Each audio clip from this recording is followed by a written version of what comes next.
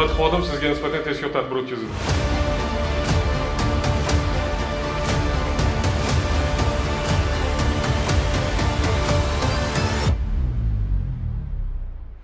Bugungi kunda jamiyat rivoji uchun eng katta xavf bu korrupsiya hisoblanadi. Har qanday korrupsion holatlarning vaksinasi bu halollikdir. Ba'zida halollik haqida so'z yuritamiz, ammo bu shunchaki oddiy so'z emas, bu tanlov. Har kuni xizmatga chiqayotgan xodim uchun esa bu tanlov hal qiluvchi daqiqalardir. Avval pora uzatayotgan qo'lni ko'rasan, ammo shu paytda sening yuragingda vatanga va xalqqa sodiqlik qasamyodi g'olib chiqishi shart va zarur. Zero halollik bu adolat ramzidir. Ichki ishlar organlarida adolatli, halol va vijdonan pok xodimlarni himoya qilish, nojo'ya xatti-harakatlar, suiiste'molchiliklar va korrupsion holatlarning barvaqt oldini olish, tizim obro'siga salbiy ta'sir ko'rsatuvchi omillarni aniqlash va ularni bartaraf etishda shaxsiy xavfsizlik bosh boshqarmasi alohida o'ringa ega. To'g'ri, ular ko'rinmaydi, lekin tizimning eng muhim tayanchi bo'lib, asosiy vazifasi nafaqat qonunni himoya qilish, balki xodimlar vijdonini ham qo'riqlaydilar. Shaxsiy xavfsizlik bosh boshqarmasi ishladi. Malik emas bu nima qilasizlar?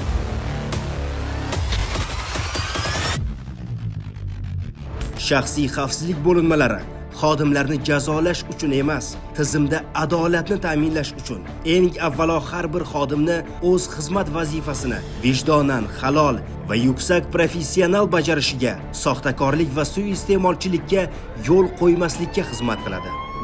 Xususan, bo'linmalarga kelib tushgan ma'lumotlar asosida joriy yilning o'tgan davrida 60 ga yaqin nopok xodimlarga tezkor tadbirlar o'tkazilib, ularga nisbatan jazo muqarrarligi ta'minlangan. 250 ga yaqin xodimlarning sodir etishi mumkin bo'lgan turli huquqbuzarliklari barvaqt oldi olingan.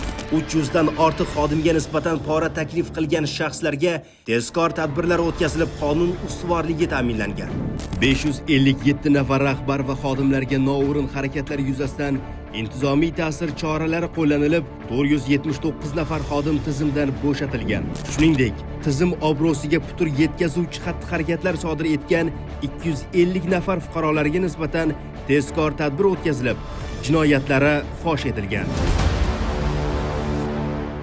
Toshkent viloyati Ichki ishlar bosh boshqarmasi karantin tadbirlarini ta'minlash guruhi xodimi fuqaroni kelgusida iste'molga yaroqsiz go'sht mahsulotlarini olib o'tishiga ko'z yumishi evaziga undan 500 AQSh dollarini olgan vaqtida ushlangan. Xodim ichki ishlar organlari safidan bo'shatilgan va Jinoyat kodeksining 210-moddasi 2-qismi V bandi bilan jinoyat ishi qo'zg'atilib, xodimga nisbatan qamoqqa olish ehtiyot chorasi qo'llanilgan.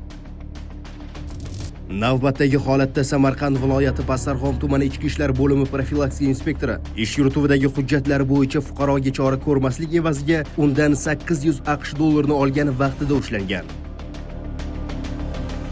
Xodim ichki ishlar organlari safidan bo'shatilgan va Jinoyat kodeksining 168-moddasi 3-qismi A bandi va 211-moddasi 1-qismi bilan jinoyat ishi qo'zg'atilib, xodimga nisbatan qamoqqa olish ehtiyot chorasi qo'llanilgan. Yana bir holatda Namangan viloyati Davlatobod tumani ichki ishlar bo'limi patrul post xizmat xodimi fuqaroning avtomashinasidan giyohvandlik moddasini aniqlab, chora ko'rmaslik evaziga undan umumiy qiymati 11 million so'mlik tilla taqinchoqlarni ta'magirlik yo'li bilan olgan vaqtida ushlangan.